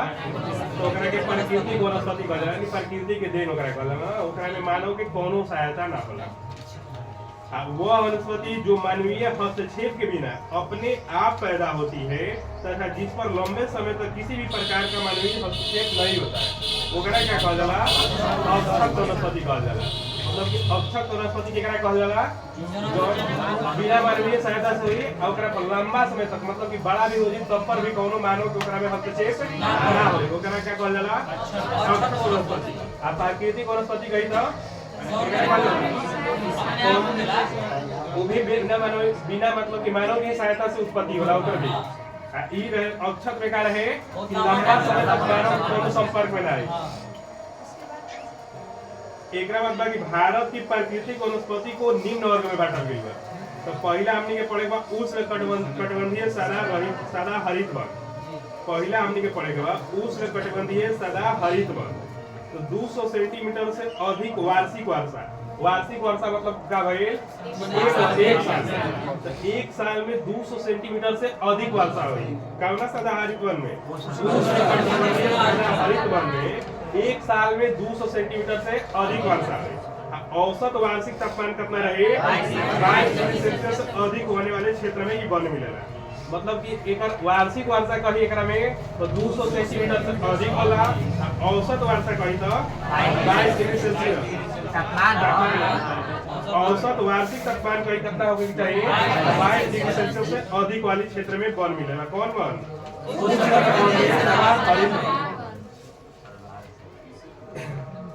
इसके मुख्य क्षेत्र सह्याद्री, तो सह्याद्री के नाम से कौन जाना जाला? तो मुख्य क्षेत्र हो जी सह्याद्री यानी पश्चिमी घाट, शिलांग पठार, अंडमान निकोबार द्वीप समूह, लक्षद्वीप। ई उष्णकटिबंधीय सदाहरित वन बा। ई सबसे ज्यादा कहाँ पावल जाला? अंडमान निकोबार द्वीप समूह 95% भाग है। 95%। एक बार हमके पढ़ले नहीं कि शिलांग के जौन पठार बा एक दिन बाद कौना मतलब कि मिल के होला पठार के गारो खासी जयंती जब सम्मिलित रूप से ही शिलांग के पठार ओकरा कहल जाला। आगे बाकी उत्तरी सह्याद्री प्रदेशों में उष्णकटिबंधीय सदाहरित वन को 16 वन के नाम से भी जाना जाता है। 16 उत्तरी सह्याद्री प्रदेश में उष्णकटिबंधीय सदाहरित वन को किस नाम से जाना जाता है? तो 16 वन के नाम से जाना जाता है। इस वन में पाए जाने वाले मुख्य वृक्ष हो जी रोजवुड, महोगनी, एनी हो जी, एवनी हो जी, बेत हो जी, सिंकोना हो जी, रबर हो जी। तो ये पूछेला देखे कि रोजवुड जौन बा ई कौना वन के मतलब कि पेड़ है? तो उष्णकटिबंधीय सदाहरित वन हो जी। तो एकरा में का कौन पेड़ हो जी? रोजवुड, महोगनी, एवनी, बेत, सिंकोना, रबर। ये वन मसालों के बगान के लिए महत्वपूर्ण है। मतलब कि जौन उष्णकटिबंधीय सदाहरित वन बा ई कौना मतलब कि कौना चीज के बगान के लिए महत्वपूर्ण है? मसाला। तो हमने के पढ़ लें जब पहले जो रहे प्राकृतिक वनस्पति के निम्न वर्गीकरण में, तो उष्णकटिबंधीय सदाहरित वन में पढ़ लेंगे कि कितना सेंटीमीटर से अधिक वर्षा हुई 200 सेंटीमीटर से अधिक हुई वार्षिक हुई। औसत वार्षिक तापमान कितना से अधिक 22 डिग्री सेल्सियस से अधिक हुई। ई कौना क्षेत्र में पावल जाला उष्णकटिबंधीय सदाहरित वन? पश्चिमी घाट हो जाई, शिलांग के पठार हो जाई, अंडमान निकोबार हो जाई और लक्षद्वीप। अंडमान निकोबार द्वीप समूह कितना परसेंट भाग? 95%। उत्तरी सह्याद्री प्रदेशों में उष्णकटिबंधीय सदाहरित वन को किस नाम से जाना जाता है? 16 वन के नाम से जाना जाता है। एकरा में हमने के पढ़ लेंगे कि कौन पेड़ हुई? तो रोजवुड हो जी, महोगनी हो जी, एवनी हो जी, बेत हो जी, सिंकोना हो जी और रबर हो जी। ये सब कौना वन में हुई? सदाहरित वन। ई कौना मतलब कि काची खातिर प्रसिद्ध रही? मसाला के बगान के लिए प्रसिद्ध है। दूसरा नंबर पर पड़ेगा हमने के उष्णकटिबंधीय आर्द्र पर्णपाती वन। तो उष्णकटिबंधीय आर्द्र पर्णपाती वन जौन बा एकरा में कितना वर्षा होला? 100 से 300 सेंटीमीटर वर्षा क्षेत्र में मिलेला। ठीक बा? हमने के जो उष्णकटिबंधीय सदाहरित वन बन रही है एकरा में 200 सेंटीमीटर से कम, लेकिन 100 से 200 सेंटीमीटर वर्षा क्षेत्र कहाँ मिलेला? उष्णकटिबंधीय आर्द्र पर्णपाती। हाँ, ये वन उत्तर पूर्वी राज्य, तो उत्तर पूर्वी हमने के बिहार राज्य, ये वन उत्तर पूर्वी राज्य और हिमालय के गिरिपद, पश्चिमी घाट के पूर्वी ढाल और उड़ीसा में पावल जाला। जो उष्णकटिबंधीय आर्द्र पर्णपाती वन बा ई पावल कहाँ जाला? तो उत्तर पूर्वी राज्य हो जाए, एक बाद हिमालय के गिरिपद हो जाए, पश्चिमी घाट के पूर्वी ढाल हो जाए, उड़ीसा राज्य हो जाए। इस वन में पाए जाने वाले मुख्य वृक्ष कौन हो जाए? तो सागवान हो जाए, साल हो जाए, शीशम हो जाए, बूरा हो जाए, महुआ हो जाए, आंवला हो जाए, सेम और कुसुम एवं चंदन। इस सब कौना वन में हुई? एकरा में कितना से कितना के बीच वर्षा होते हैं? 100 से 200 सेंटीमीटर के बीच। आगे बार नोट में कि अंग्रेज ने गढ़वाल एवं कुमाऊं में पाए जाने वाले ओक के स्थान पर चीड़ के पेड़ लगाए, जिसका उपयोग रेल की पटरी बनाने के लिए हुआ। मतलब कहीं क्वेश्चन कि अंग्रेजों ने गढ़वाल एवं कुमाऊं में पाए जाने वाले ओक के स्थान पर क्या के पेड़ लगे रहन? चीड़ के पेड़ लगे रहन। आई जो चीड़ के पेड़ लगे रहन एकर उपयोग कहाँ होला? रेल की पटरी बनाने में किस लकड़ी का उपयोग होता है? चीड़ के। आ रेल के पटरी बनाने में सखुआ लकड़ी के भी उपयोग होला। मतलब कि चीड़ के लकड़ी के भी उपयोग होला और सखुआ के भी लकड़ी के उपयोग होला। कहाँ? रेल के पटरी बनाने में। तो हमनी के दूसरा पढ़ लेंगे उष्णकटिबंधीय आर्द्र पर्णपाती वन। एकरा में वर्षा क्षेत्र कितना से कितना के बीच रहे? 100 से 200 सेंटीमीटर है। आई कौना कौना क्षेत्र में बा? हिमालय के गिरी पर, एकरा मतलब पश्चिमी घाट के पूर्वी ढाल, उड़ीसा राज्य। एकरा में कौन कौन मतलब कि पेड़ पावल जाते रहे? सागवान, साल, शीशम, पूरा, बहुआ, आंवला, सेमम रहे। सेमम, कुसुम और चंदन, ये सब उष्णकटिबंधीय आर्द्र पर्णपाती वन के वन रहे, मतलब पेड़ रहे। अंग्रेज ने गढ़वाल एवं कुमाऊं में पाए जाने वाले ओक के स्थान पर का के उपयोग पेड़ चीड़ के पेड़ के उपयोग कहाँ होला? रेल के पटरी में। एक और हमनी के पढ़ रही है। एक बाद तीसरा नंबर पर पढ़ेगा हमनी के उष्णकटिबंधीय शुष्क पर्णपाती वन। तो दो हमनी के पढ़ लीजिए कौन कौन? उष्णकटिबंधीय सादा हरित वन और दूसरा पढ़ लीजिए उष्णकटिबंधीय आर्द्र पर्णपाती वन और तीसरा हमनी के पढ़ेगा उष्णकटिबंधीय शुष्क पर्णपाती वन। जहाँ वर्षा 70 से 100 सेंटीमीटर होती है वहाँ पर यह वन पाया जाता है। मतलब कि उष्णकटिबंधीय शुष्क पर्णपाती जोन वन बा वहाँ पाया जाला जहाँ वर्षा 70 से 100 के बीच होके। 100 से 200 सेंटीमीटर जहाँ उतरे वही कौन बन रहे? आर्द्र पर्णपाती वन। और जहाँ 200 से अधिक रहे वही सादा हरित। तो उष्णकटिबंधीय शुष्क पर्णपाती वन 70 से 100 सेंटीमीटर होती है, वहां पर यह वन पाया जाता है। यह वन परिद्वीपीय में अधिक वर्षा वाले भाग और उत्तर प्रदेश एवं बिहारी के मैदानी भाग में पावल जाला। मतलब कि उष्णकटिबंधीय शुष्क पर्णपाती वन जौन बा ई कहाँ पावल जाला? उत्तर प्रदेश। जहाँ अधिक वर्षा होला ओइजा भी पावल जाला। परिद्वीपीय भारत में अधिक वर्षा वाले भाग पर भी पावल जाला। उत्तर प्रदेश और बिहार के मैदानी भाग में पावल जाला। कौन?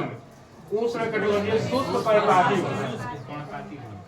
इस वनों में पाए जाने वाले मुख्य पेड़ होती तेंदू, पलाश, अमलतास, बेल, खैर और अक्सलवुड।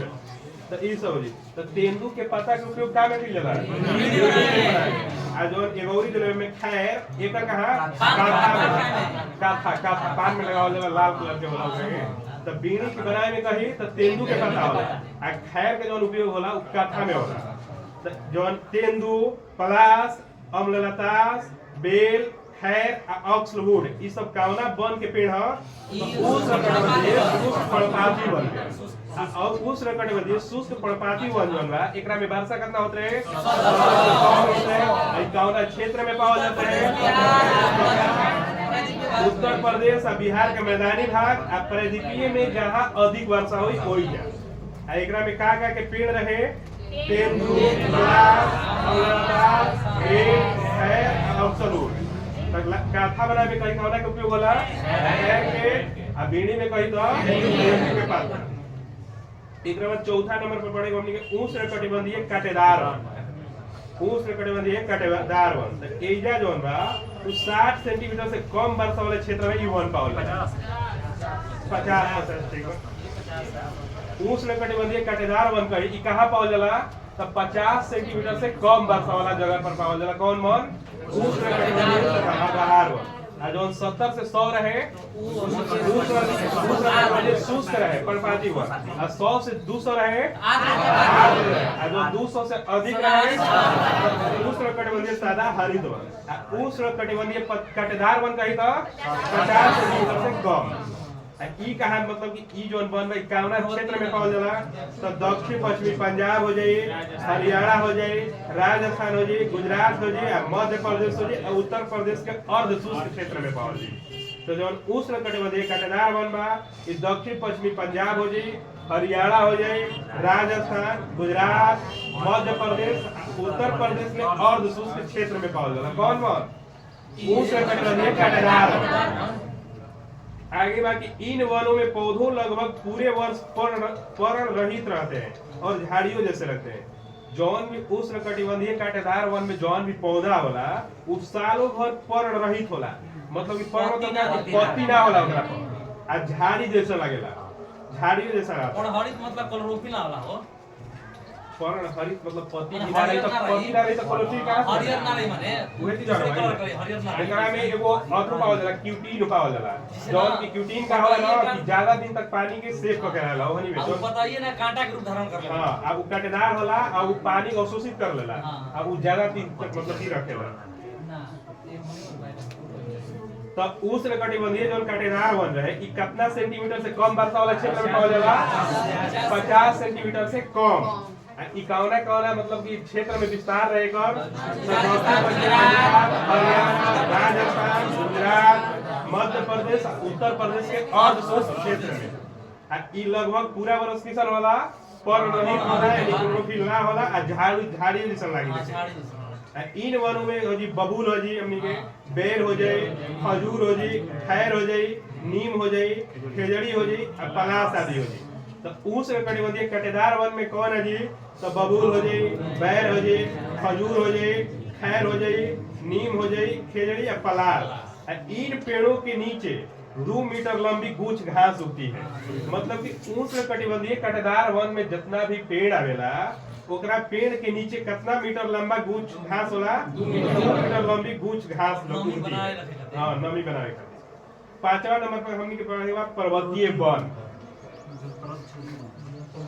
तो पर्वतीय क्षेत्र में ऊंचाई के साथ तापमान घटने के साथ साथ प्राकृतिक वनस्पति में भी बदलाव आता है मतलब कि पर्वतीय क्षेत्र में का होला कि पर्वतीय क्षेत्र में ऊंचाई के साथ साथ तापमान का होला घटेला हमनी के पढ़ले बनी जा कि नीचे भी जाइल जी अच्छा ऊपर भी जाइल जी तो तापमान का होला घटेला तो पर्वतीय क्षेत्र में ऊंचाई के साथ तापमान घटने के साथ साथ प्राकृतिक वनस्पति में भी का होला चेंजिंग होला बदलाव होला इन वनों को 2 भाग में बांटल गइल बा मतलब कि जौन पर्वतीय वन बा एकरा के क भाग में बांटल गइल बा 2 भाग में कौन कौन तो उत्तर पर्वतीय वन और दक्षिण पर्वतीय वन पर्वतीय वन के हमनी के कितना भाग में बांटल गइल बा 2 भाग में कौन कौन उत्तर पर्वतीय वन और दक्षिण पर्वतीय वन आगे बा कि हिमालय के गिरिपद पर पर्वतीय वन पाए जाते हैं यानी खाली पर्वतीय वन कही कि कहाँ पावल जाला हिमालय के गिरिपद में हमनी के पढ़ने जाए कि हिमालय के गिरिपद में एक और वन पावल जाता है उष्णकटिबंधीय आर्द्र पर्वतीय वन पढ़े ना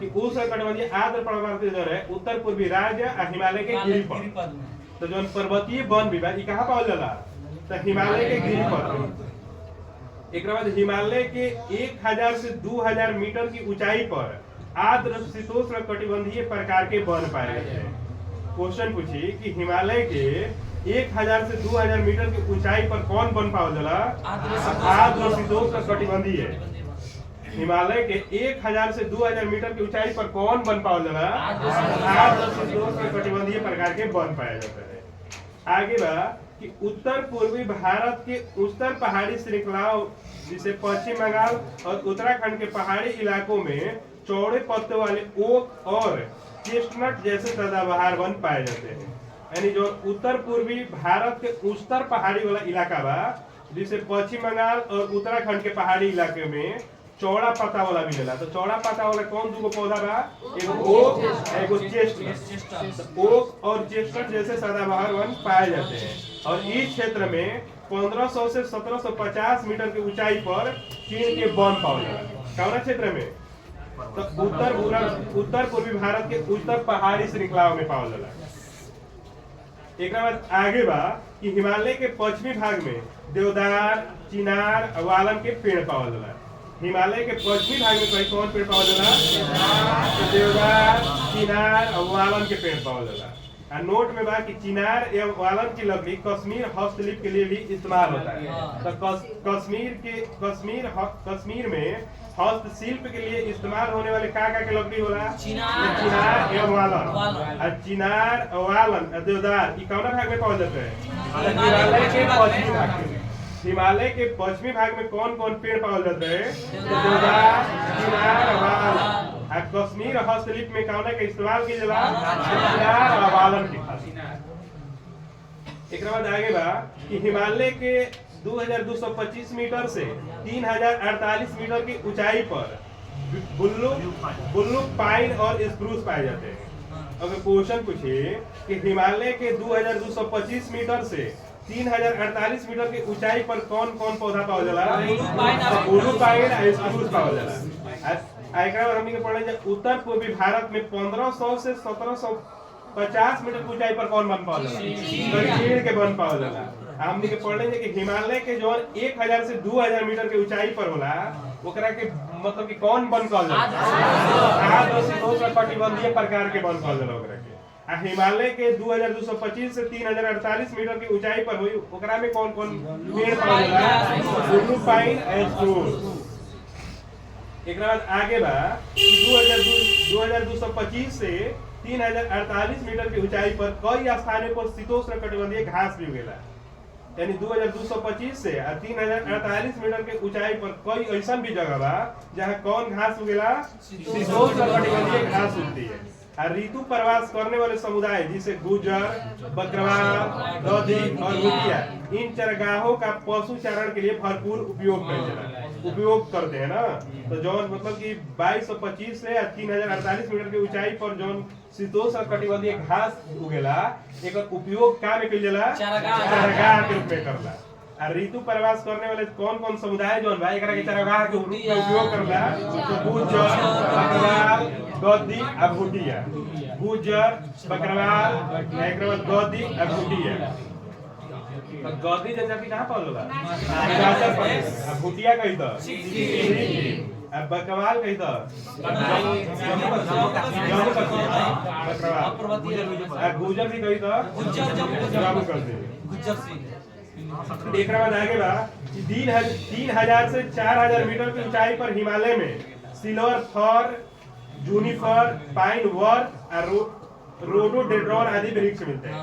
यानी हमने के 3000 से 4000 मीटर की ऊंचाई पर जाइए हिमालय में तो कौन कौन वृक्ष मिलेला? सिल्वर फर मिली, जूनिफर मिली, पाइन वर्थ मिली और रोडोडेंड्रॉन मिली। 2225 से 3048 मीटर की ऊंचाई पर जाइए तो blue pine and spruce. Blue pine and spruce. 3000 से 4000 मीटर की ऊंचाई पर जाइए तो कौन कौन मिले? सिल्वर फर, जूनिफर, पाइन वर्थ और रोडोडेंड्रॉन। एकरा बाद आगे बा कि शुष्क उत्तरी ढालों की तुलना में अधिक वर्षा वाले हिमालय के दक्षिण ढालों पर अधिक वनस्पति पाई जाती है। यानी जो शुष्क उत्तरी ढाल जोन बा ओकरा तुलना में अधिक वर्षा वाले हिमालय के जो दक्षिण ढाल बा ओइजा अधिक वनस्पति होला। तो जहाँ अधिक वर्षा होई ओइजा वनस्पति भी का होई? अधिक होई।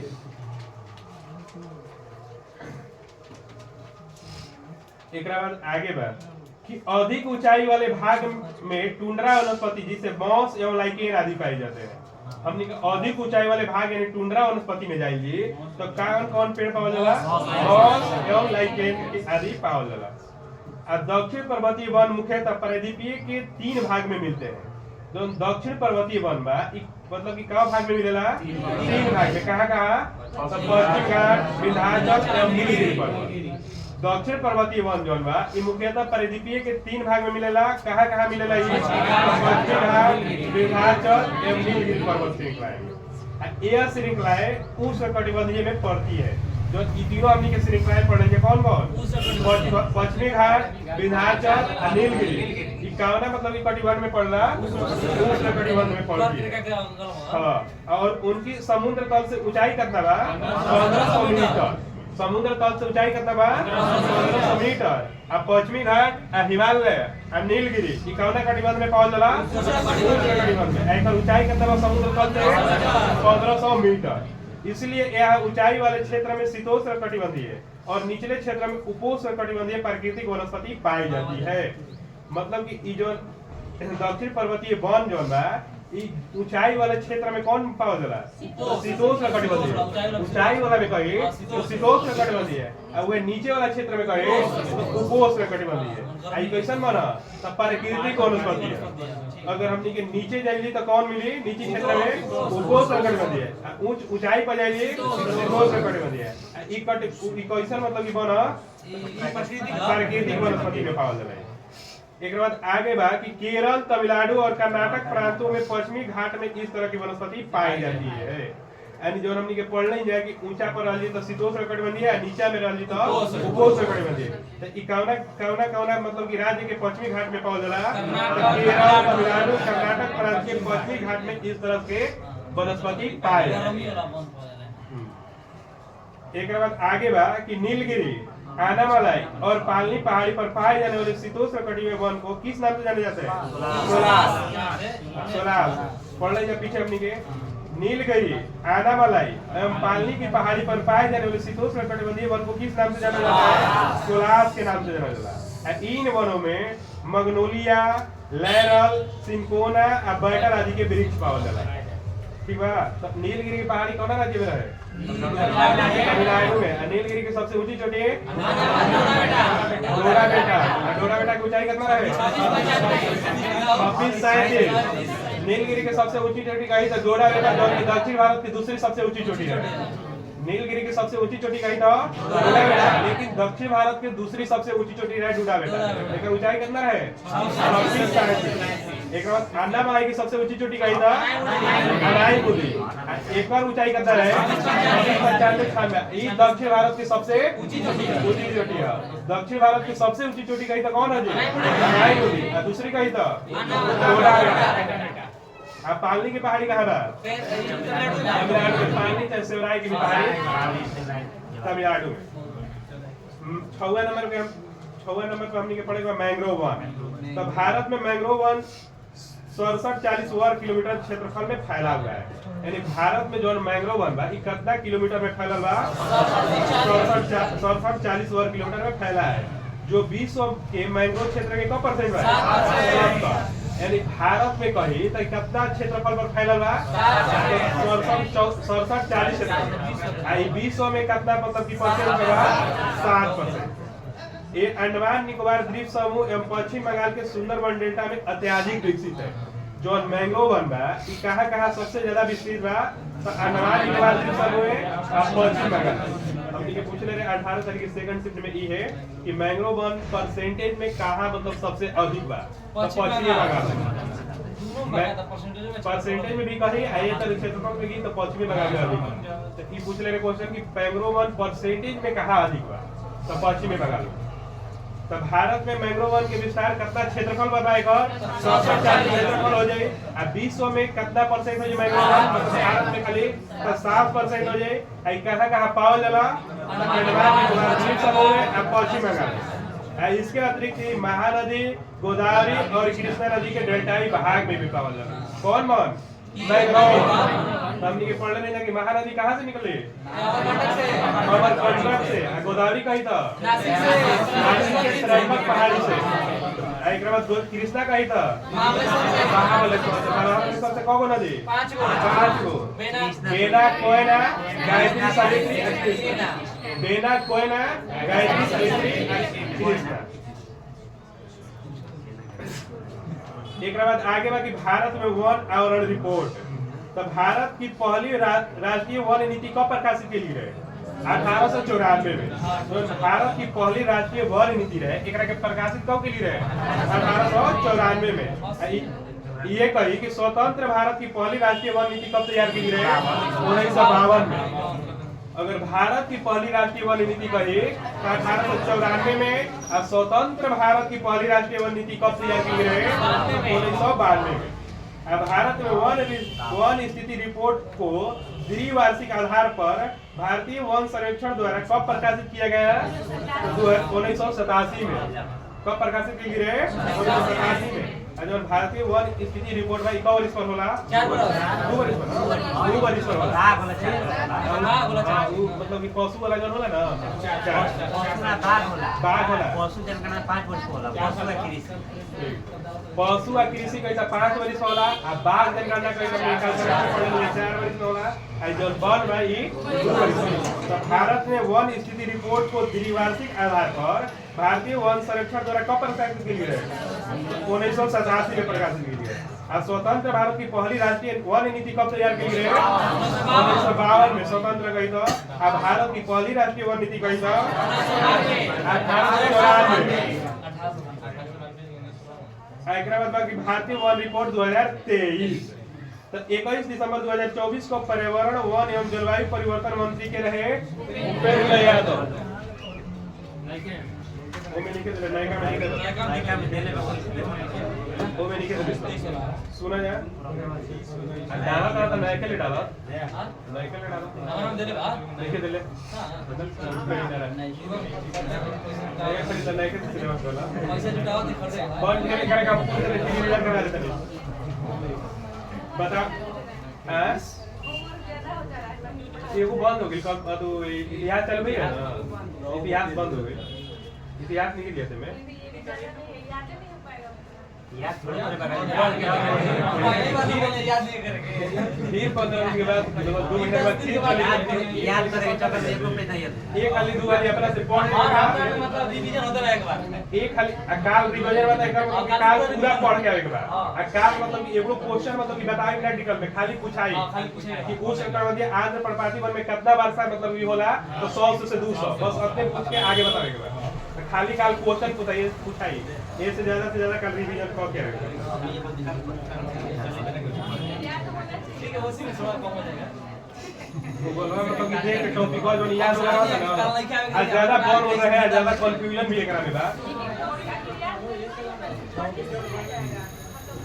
टॉपिक भी यार ठीक रहे आज टॉपिक भी ठीक रहे नहीं हम आरे ना ऐसे ज्यादा डाल देते हैं क्या कहीं नहीं ठीक है 5 मिनट में सब बता दे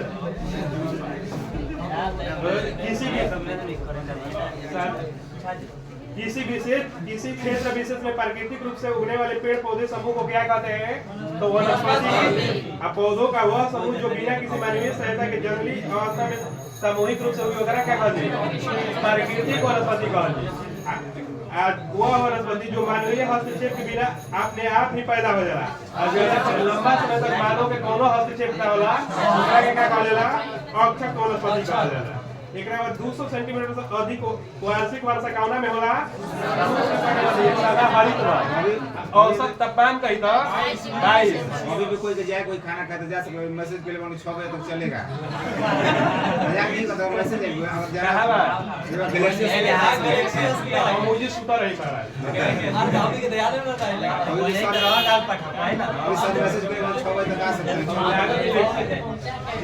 6 बजे तक जा खा सकेला ये फिर तो और ज्यादा चल रहा है चल आपने चला दिखाया टीम और निकाल दिया भाई हाँ